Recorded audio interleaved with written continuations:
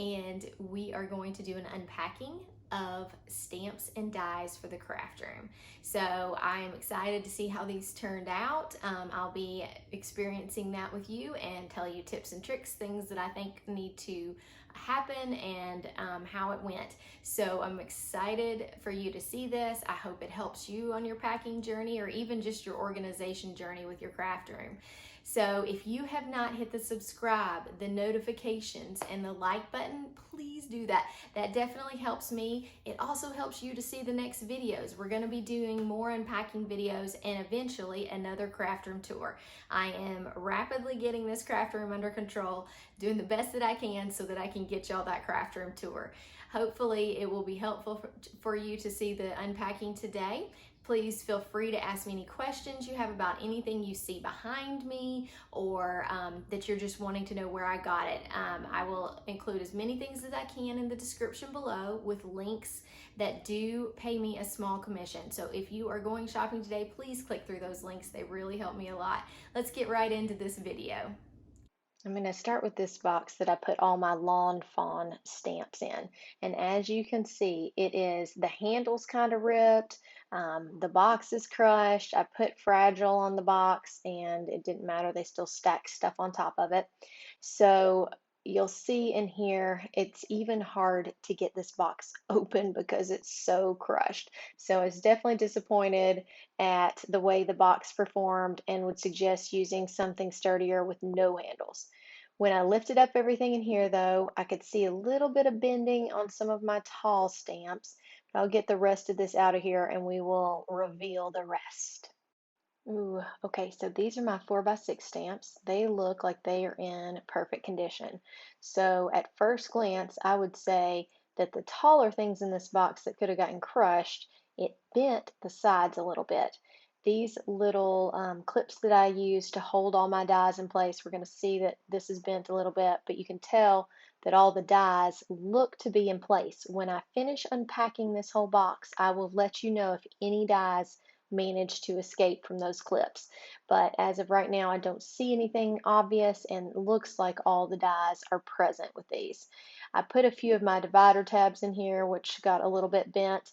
I've noticed that it also bends a little bit from the crushing in of the sides of the box, so that's affecting a few things.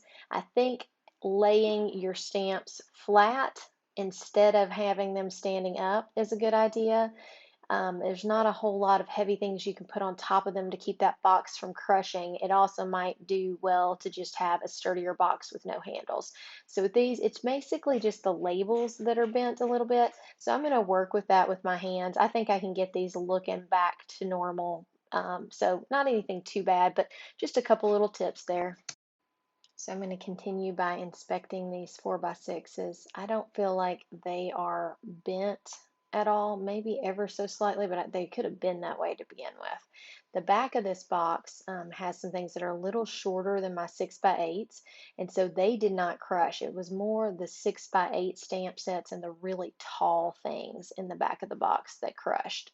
Still think laying them flat would have been a better option, besides the fact that that pressure might have kept them flat. So these tall stencils and tall 6x8 packages bent ever so slightly. So if it had a more sturdy substance like this big magnet in it, it didn't bend as much. But as it got taller, like some of my Slimlines and some of my Slimline stencils, those are tall, but I don't have a ton of stuff in the package to help hold it down. So they definitely bent quite a bit. And I will work on fixing those with my hands. And I'll, of course, let you know if I was able to bend them back to a straight position with my hands. One thing I noticed on some of my dies is that they did get kind of jumbled up and not stay perfectly on the magnetic sheet. But with that clip that I have not lost a die yet. I will, like I said, update you at the end. This is another small Lowe's box with handles on the side. You can see it got crushed as well, marked as fragile. I feel like the 6x8 stamps in this did a little bit better, maybe because they're all there together on one side or they were on the side that wasn't crushed as bad. I put a lot of 6x6 pads of paper in this box too, which I'm not going to go through the ordeal of showing you all of that. But the 6x6 papers, they were all stacked on top of each other except this one pad. So this one pad I put over the side and it definitely got bent, but every other 6x6 in this container did great, perfectly flat. I am really impressed with that and glad that I didn't have to worry about the rest bending. So just a little pointer, lay things flat if you can and try to keep like things together. Okay guys, so I hope that you liked that video. Make sure you hit the subscribe, like, notification button, and know that everything will be listed in the comments below. I wanted to go over a couple things I promised I would, which was, did I lose any dies? No, I did not lose a single die. So I'm pretty impressed with how that turned out. And I checked all 3 boxes. So I had 3 different boxes of stamps and dies. I only went over 2 in the video. But after I unpacked all of the boxes, I would carefully check, make sure I didn't miss any dies. I also checked in the bottom of the boxes to make sure there wasn't anything going on there. And all of them seemed great. So if that changes and I find out I lost something, I will make sure to update you on a future video.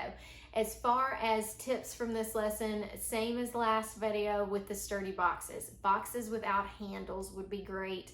Packing your boxes as tight as you can, especially with the stamps, and then making sure you're laying like things on top of each other. So I had the best results when I laid all the 4x6 stamps together, so that they're all putting that even pressure on each other. I had really good results with the 6x6 paper pads because I laid them and stacked them all up. I think that made a big difference.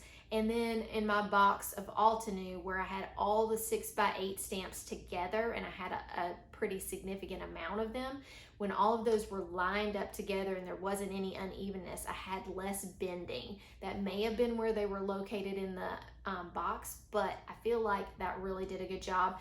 I still think your ideal is to lay your stamps flat, because if they're flat like that, they have even pressure and hopefully you're not having crushing from the top of the box in to bend the tops. I still think overall things are great. I think I'm going to be able to unbend everything. So far it's looking good.